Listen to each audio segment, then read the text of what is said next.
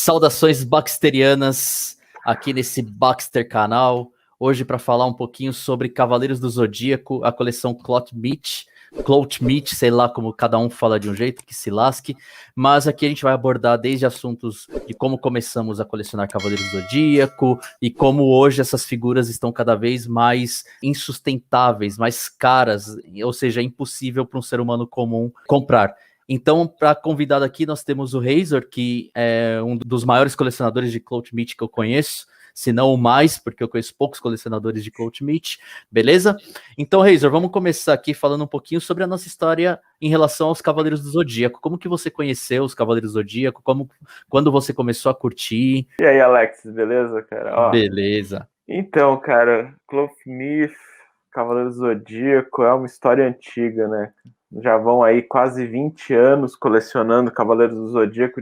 Não, colecionando só Cloth Meat, né? Porque Cavaleiros do Zodíaco mesmo já data de 20 e lá vai fumaça anos, 25, 26 anos já, né? Então, a minha primeira experiência com Cavaleiros do Zodíaco foi em 94. Uhum. Eu vi logo na primeira transmissão, aí eu peguei assim, o primeiro episódio, já tava naquela luta lá no santuário, e a animação japonesa era uma coisa que não era tão comum aqui no Brasil, né? Tinha raríssimas coisas. E eu comecei a ver, e cara, aquela primeira luta do Shiryu com o Sei, assim, foi uma coisa fantástica, né? Sim.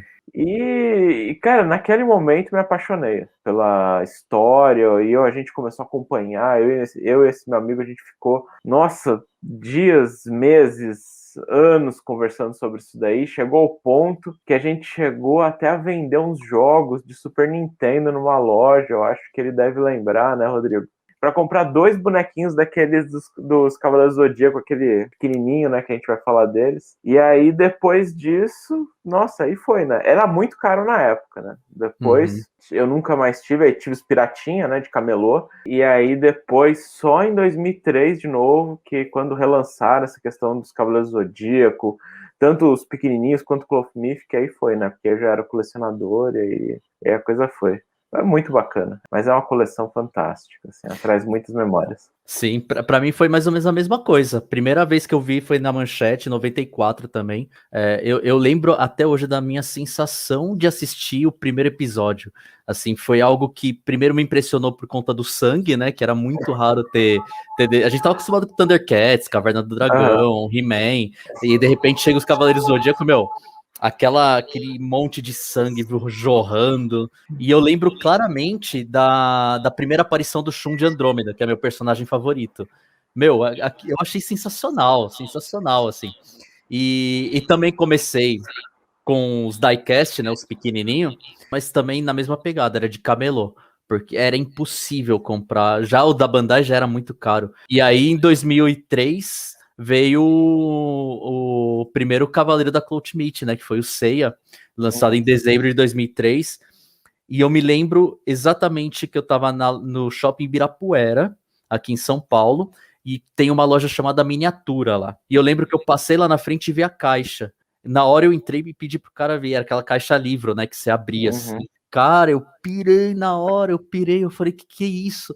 Aí o cara, não, é uma minha linha nova que tá lançando, não sei o quê. Aí levei e aí voltou a coleção, né? Comecei a voltar a colecionar Cavaleiros do Zodíaco. Vamos falar um pouquinho agora da linha Cloth Meat, que é justamente em como ela revolucionou o colecionismo, né, não só do Cavaleiro do Zodíaco, mas o colecionismo no geral, porque depois ela vai desbandar, desbandar, né, vai começar a se tornar um colecionismo muito elitista, muito elitizado, como tá hoje, assim. Inclusive, depois eu vou até fazer algumas críticas em relação a isso. Quem coleciona Cloth Meat não se sinta ofendido, mas fica no vídeo para vocês entenderem o meu ponto de vista.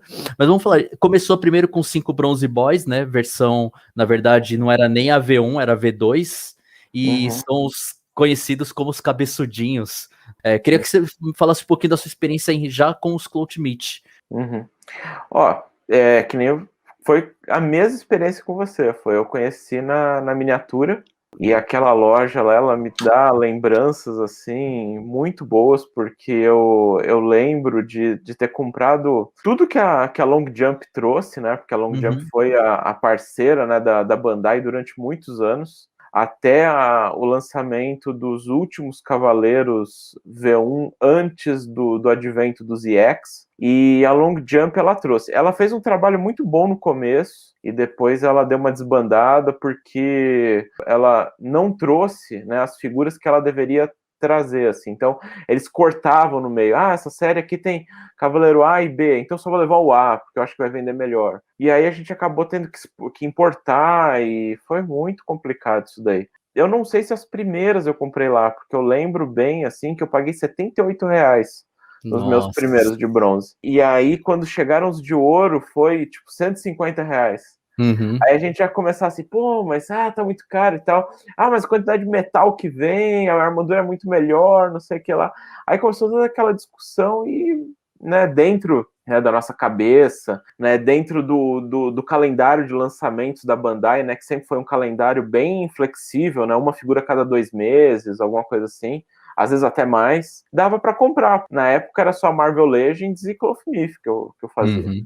A Long Uhum. Jump trazia de batelada, né? Então ela esperava tipo 6 meses, às vezes um ano para trazer. Aí ele me ligava, e Uhum. aí eu ia lá e pegava e falava, chegou tal coisa, tal coisa. Eu falava, não, beleza, eu quero. Tal. Era muito, muito gente boa. Aí chegava lá, já tava tudo guardadinho lá para mim, né? Sim.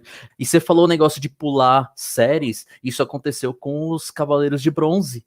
Se você Sim. pega. Cara, eu tenho uma raiva disso, porque eu consegui comprar o Geek de Urso, o Hydra, né? E qual mais?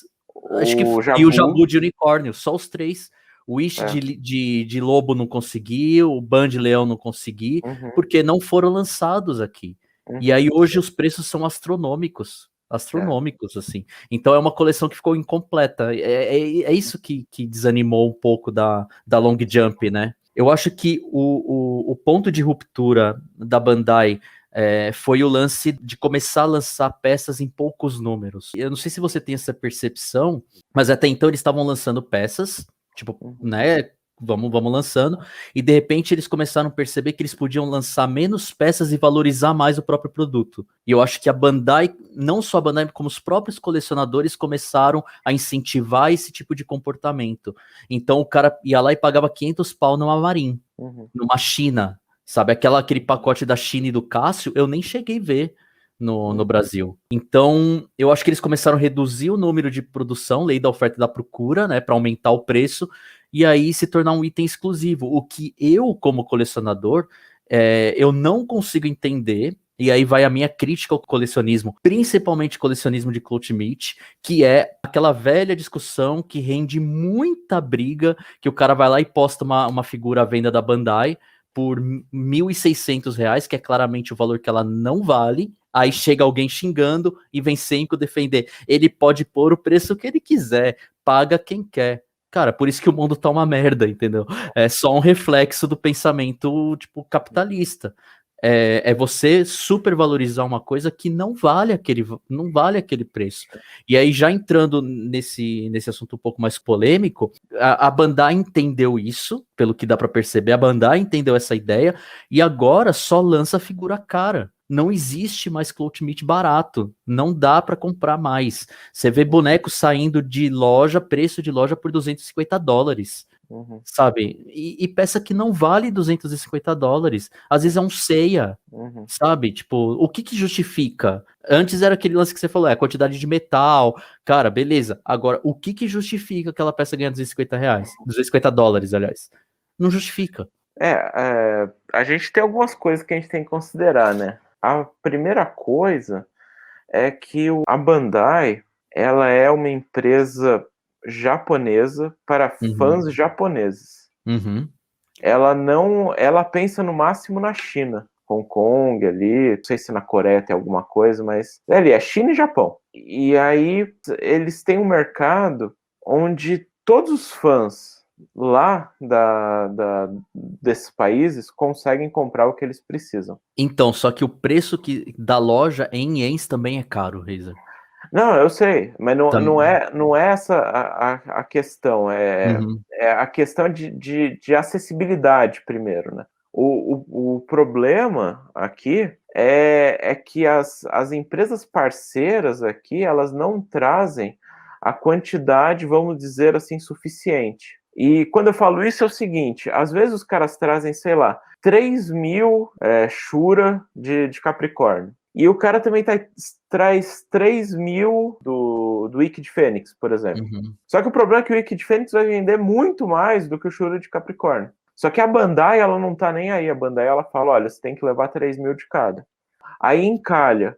Se os caras resolverem comprar 6.000, eles vão ter que comprar 6.000 dos dois. E aí vai encalhar mais ainda o Capricórnio, entendeu? Eu não sei, assim, eu botei figuras assim, né, que não necessariamente são as que encalham, né, que vende mais, mas assim, só para entender com relação à acessibilidade. Lá no Japão, por não ter uma empresa parceira, eles deixam disponíveis para qualquer pessoa que queira comprar. E os exclusivos, de maneira geral, eles são feitos por demanda. Então, você vai lá, enquanto o período da pré-venda está aberto, você compra. Se 10.000 pessoas comprarem ou se 2.000 pessoas comprarem, não importa, porque no final das contas eles vão fazer aquela quantidade. E aí eles fazem um pouquinho a mais para poder exportar para alguma empresa parceira. Isso daí é muito ruim, né? Porque lá eles conseguem ter tudo que eles precisam, que eles querem. E a quantidade é limitada por CPF ou o que seja, né? Por usuário, né? E aí os caras também não conseguem comprar em quantidade, né, para revender. E aí você acaba tendo esse mercado negro, que é uma coisa horrível. Então, assim, você tem já, né, normalmente uma coisa muito ruim, que é a acessibilidade fora do circuito Japão e China. E aí, né, a gente ouve dizer, né, que nos últimos anos o processo de fabricação encareceu bastante. Então, isso daí também pode fazer com que as figuras estejam saindo mais caro, né? A gente vê hoje que as peças de metal, por exemplo, estão mais finas, você tem mais detalhes, a quantidade de articulações das figuras são maiores, né? Eles vão lançar agora, por exemplo, um Hades, se eu não me engano vai sair exatamente esse valor, né, o $250, né, o Hades EX, e articulação eu acho que até de metal, né? Isso, articulação de metal. metal. Não, mas já lançou. Então, essa daí é a mais cara, assim, que já foi vista na face da Terra, né, de Clothmith. Mas por quê? Tem todos esses mecanismos, né, não sei o que lá.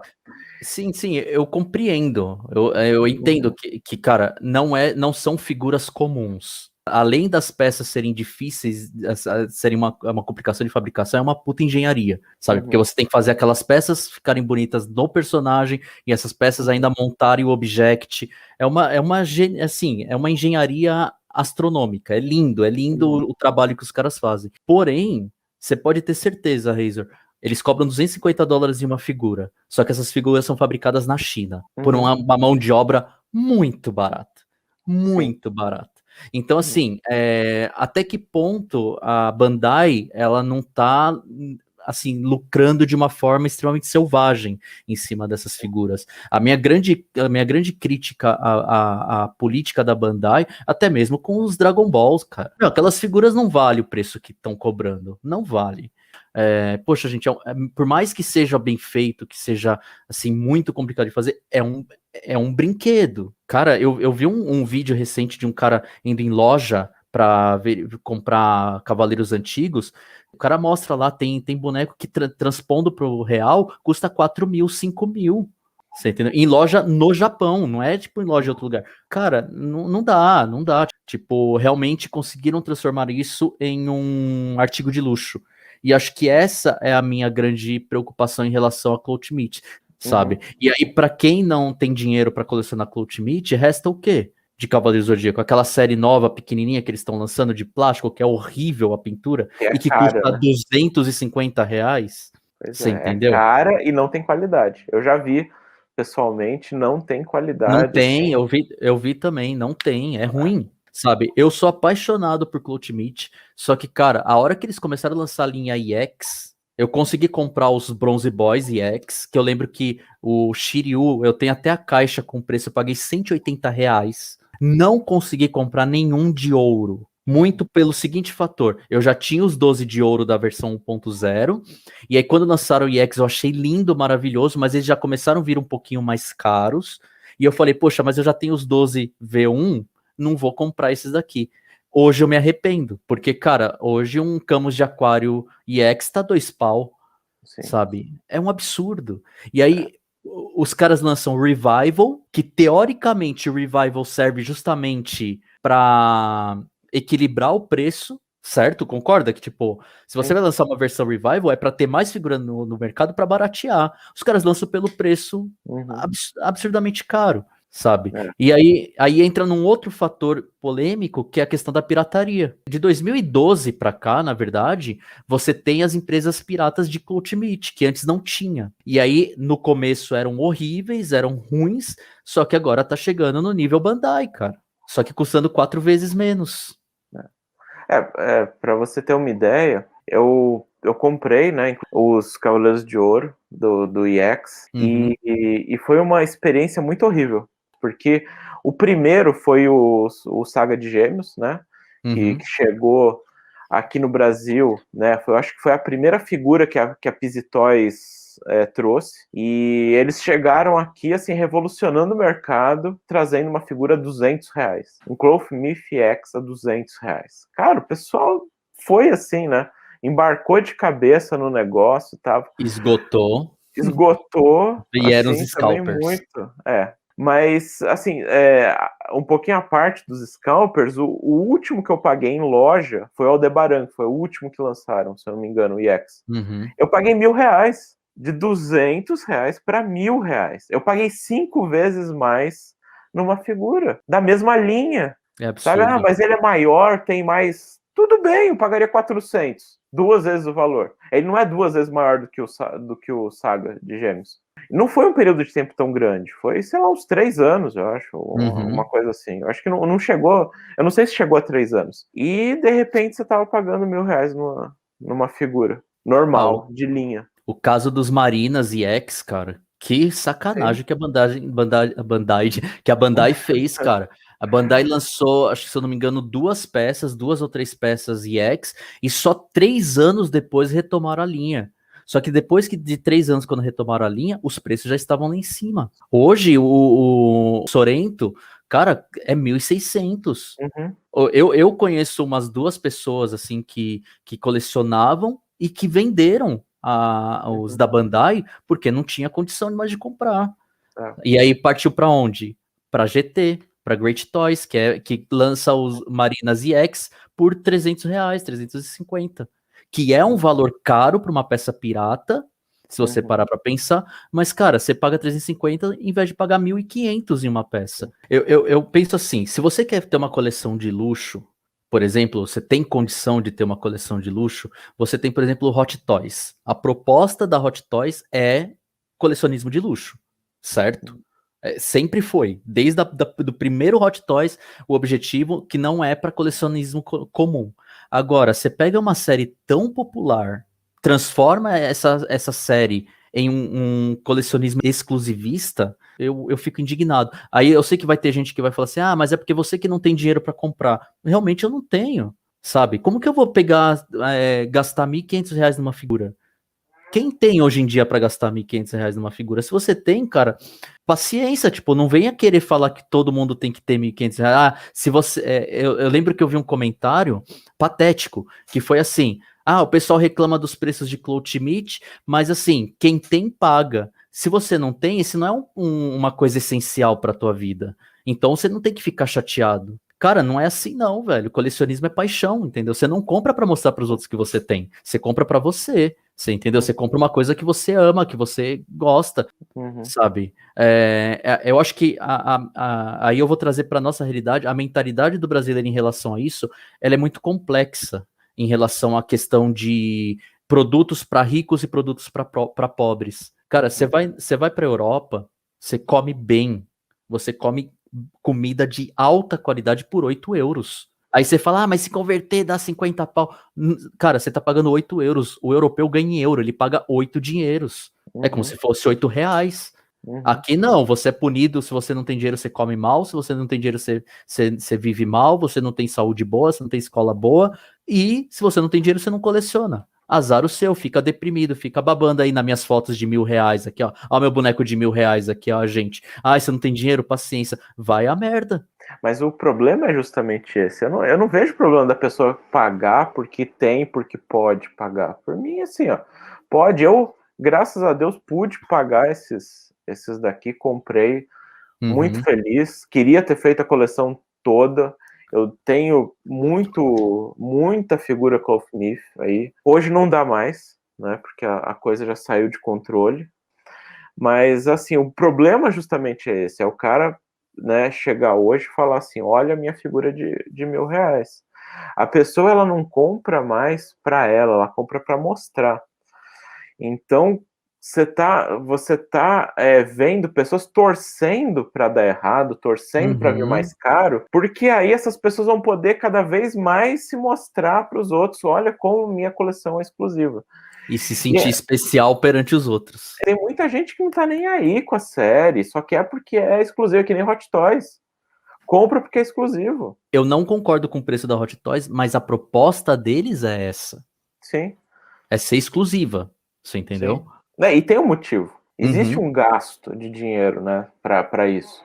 Ali, para montar um Clothmith, certamente tem um gasto de dinheiro grande. Eu sei que a pintura deve ser muito cara, a pintura do Clothmith deve ser caríssima, a tecnologia de escultura de rosto e cabelo cada vez está ficando mais detalhada, mais fina, digamos assim, deve ser caro, mas eu não acho que eles gastem mais que $50 para fazer uma figura, Reisa. E hoje em dia também uma outra coisa que está acontecendo com essa linha é que eles não têm mais aquela mesma saída que eles tinham no começo. Então hoje eles estão apostando em revival, que é coisa que já tem o molde feito, né? Figura original. O que eles estão fazendo de figura original? Eles estão fazendo os Marinas, que estão lançando, são 7, e já faz uns 2 anos aí que eles estão lançando e não acabaram os 7. 3 anos. 3 anos. Não, acho que acabaram agora. Acabaram esse ano, viu, Razer? Não tem ainda. O Casa, por exemplo, de Limiades ainda não tem, se eu não me engano. Nossa, é verdade. E você tem isso, aí depois você tem, agora eles começaram a fazer os Guerreiros Deuses, parece que tem 3 já, e o Shido é roubado, porque, né, vai fazer o Bado também, e beleza. Imagina, né? o preço que vai chegar o Thor. Fora de qualquer realidade, assim. E você tá vendo, assim, que a Bandai, ela não tem mais aquele mesmo interesse, né? Eles estão relançando, botando uma ou outra figura nova aí no jogo. E assim, não é mais aquele negócio. Então o processo de fabricação provavelmente está encarecendo também um pouco mais, porque eles não devem estar lançando a quantidade que eles lançavam antigamente. Isso daí também tem que considerar. E de qualquer forma, né, assim, é caro lá fora? É caro, muito caro lá fora. Vale a pena? Eu concordo com você, eu acho que não vale a pena. Mas aí a gente chega na nossa situação, né, do país hoje, né, que a gente tem um dólar que há um ano atrás estava 3,70, 3,80 no começo de 2020, e hoje ele está quase R$6. Né? Então ele quase dobrou, né, o valor, um pouquinho mais ele dobra o valor. Então, isso daí também acabou fazendo com que as figuras encarecessem assim de uma forma, né, incrível. E nessa do dólar também dobrar quase de valor, a gente não tem mais por exemplo, um aumento de salário, alguma coisa assim, que justifica o nosso salário se valorizar. Então, a gente, né, relativamente está ganhando menos. E isso daí impacta no colecionismo de maneira geral, né? Não é nem só nisso. Então, para finalizar nossa conversa, para não ficar aquela má impressão de que a gente odeia Clothmith, pelo contrário, a gente ama de paixão, você consegue falar pra gente o seu Clothmith favorito e o que você mais se arrependeu de comprar, que fala assim, puta, não valeu o preço? Olha, eu acho que eu cheguei a comprar um Minos de Griffon desse X. Eu acho que eu paguei R$900. Eu acho que não valeu a pena. Eles são muito bonitos, né? É indiscutível que eles são muito superiores aos antigos, as cores também. Mas, assim, né? Você coloca ali na balança, né? Não vale. Agora, o que mais valeu para mim, na verdade eu vou colocar duas, vai, não era essa a proposta, mas eu vou colocar duas. Uma delas é o Shiryu V3, eu acho ele assim, a armadura, o design da figura, como que ele se porta ali, eu acho, né, fantástico, os rostos deles estão perfeitos. Assim, o pessoal não dá muito valor, mas para mim é a figura mais bonita assim que eu tenho, que eu mais valorizo da coleção. E a outra figura seria o Ikki de Fênix V3 OCE. Eu adoro a linha OCE. Eu, por mim, teria todos, mas, né, infelizmente não dá. eu não dava muito valor pra ele, mas quando eu peguei ele na mão, eu falei, cara, esse daqui é uma das melhores figuras que já fizeram. Inclusive, consertaram o tom de pele dele, né? Que no V3 ele é completamente amarelo, ele não tem nenhum tipo de outro tom, assim, mais rosado, mais Mas escuro. você não entendeu, ele saiu da Ilha da Rainha da Morte, tinha bastante enxofre lá, cara. Só Né? tem vulcão lá. Eu acho que ele tem problema de fígado, rim, então. Icterícia, né, que chama. Icterícia, é. E aí eles consertaram, né, isso daí. Então, o rosto dele é simplesmente demais. Aquela armadura laranja no corpo branco, cara, ficou Foda, né? perfeito. E as suas? A minha, cara, a que eu vou falar duas que eu mais gosto, então, já que você quebrou as regras. Pra mim, assim, é o Shun, que é V1 que eu comprei da Great Toys agora. Pra quem quiser assistir o review dessa figura, porque eu conto por que ela é a mais importante pra mim. E a segunda é uma figura totalmente obscura que ninguém dá valor, cara, que é o Orfeu de Lira. Meu Deus, eu amo essa figura. Eu não só amo a figura, como, pô, eu sou historiador. Pra mim, o mito que eu mais gosto da mitologia grega é justamente o mito de Orfeu de Lira. Então, eu acho sensacional. Eu acho que é uma figura 1.0 bonita. A armadura é muito bonita. O rosto, o cabelo é bem. É muito especial pra mim essa figura. Agora, das que eu não gosto, que eu me arrependi de ter comprado, foi o Seiya V3 por conta do braço rosa, certo? Isso, cara, eu lembro a minha decepção quando eu vi. Eu não consigo olhar pra figura na prateleira, sabe? Eu acho bem, bem ruinzinha. Foi o Seiya V3 e acho que foi, quer ver, teve 1.0 dos 12 de ouro. Ah, que é o Shaka de Virgem. Cara, pra mim é o de ouro que eu mais gosto. E era horrível o rosto dele, o cabelo dele, sabe? 1.0, tô falando. Depois eles lançaram O apêndice. o Appendix, mas aí melhorou. Mas, cara, terrível. Aquela cor plástico amarela. Ah, é horrível, horrível. Mas com Horrível. o apêndice ele fica lindo, ele fica quase Fica lindo. MF. Então é isso. É isso aí. Bom, gente, se inscreva no canal, ative as notificações, vai ter mais vídeo vindo por aí. Então acompanha aí que vai ser temas variados. Hoje falamos de Clothmate, amanhã podemos falar de outras coisas e por aí vai, certo? Então é isso, gente. Valeu, pessoal. Fui. Fomos. Falou.